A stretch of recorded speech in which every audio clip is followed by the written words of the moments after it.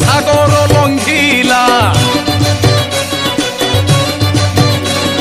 ক্ষণি করে যাই লঙ্কা ঘড়রে পশিলা আরে সুবর্ণ লঙ্কাকু দেখি মনে লোভ হেলা